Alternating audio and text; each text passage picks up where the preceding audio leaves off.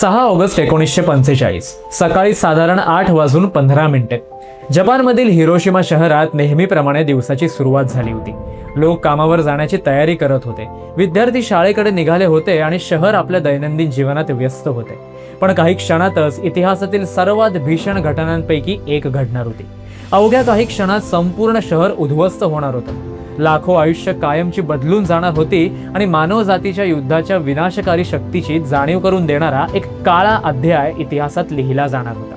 नमस्कार मंडळी, ऐका हो ऐका या आपल्या खास मराठी पॉडकास्टमध्ये आज आपण जागतिक हिरोशिमा दिनानिमित्त इतिहासातील अत्यंत वेदनादायी आणि काळ्या अध्यायाचा वेध घेणार आहोत. 1939 पासून दुसरे महायुद्ध सुरू झाले होते.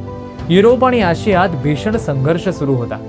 जर्मनीने मे 1945 मध्ये शरणागती पत्करली होती, पण जपान अजूनही युद्ध सुरूच ठेवत होता. या पार्श्वभूमीवर अमेरिकेने अणुबॉम्बचा वापर करण्याचा निर्णय घेतला.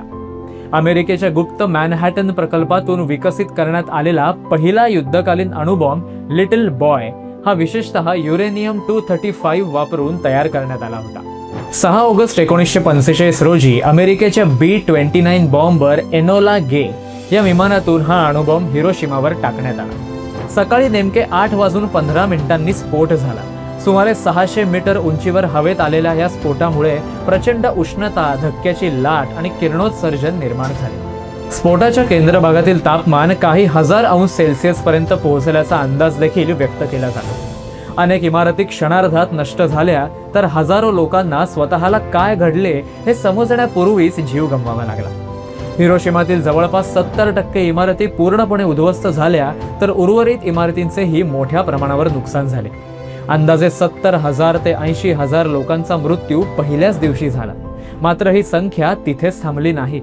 पुढील काही महिने आणि वर्षामध्ये गंभीर भाजणे, किरणोत्सर्जनामुळे झालेले आजार आणि इतर गुंतागुंतींमुळे मृतांचा आकडा 1945च्या अखेरीस सुमारे 1,40,000 पर्यंत पोहोचल्याचा व्यापक ऐतिहासिक अंदाज आहे.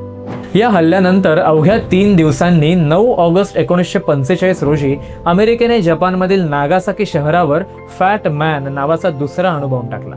त्यानंतर जपानची परिस्थिती अत्यंत गंभीर झाली आणि अखेर 15 ऑगस्ट 1945 रोजी सम्राट हिरोहितो यांनी जपान शरणागती पत्करत असल्याची घोषणा केली. औपचारिक शरणागतीनंतर 2 सप्टेंबर 1945 रोजी स्वाक्षऱ्या झाल्या आणि दुसऱ्या महायुद्धाचा शेवट झाला. हिरोशिमा आणि नागासाकीवरील हल्ल्यांनंतर वाचलेल्या लोकांना हिबाकुशा म्हणून ओळखले जाते आणि त्या लोकांनी केवळ स्फोटाचा धक्का सहन केला नाही, तर अनेक वर्षे किरणोत्सर्जनाचे गंभीर परिणामही भोगले. कर्करोग, रक्तविकार, जन्मजात विकृती आणि मानसिक अपघात अशा अनेक समस्यांचा सामना हजारो लोकांना करावा लागला. या घटनांनी अण्वस्त्रांच्या मानवी परिणामांबद्दल संपूर्ण जगाला गंभीर विचार करण्यास भाग पाडले. आजचे हिरोशिमा हे विनाशाचे नव्हे तर शांततेचे प्रतीक बनले आहे.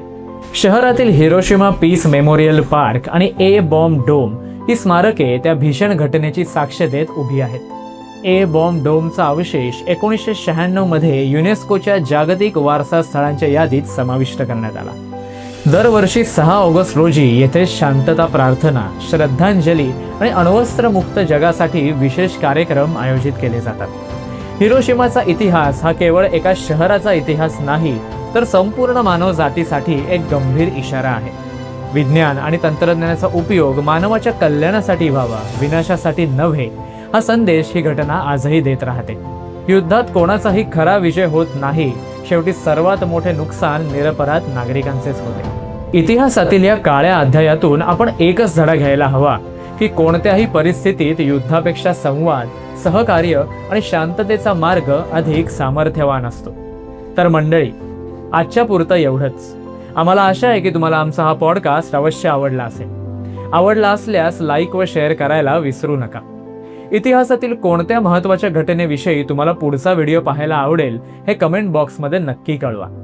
पुढील अपडेट जाणून घेण्यासाठी आमच्या चॅनलला सबस्क्राईब करा व बेल आयकॉन प्रेस करायला अजिबात विसरू नका. धन्यवाद.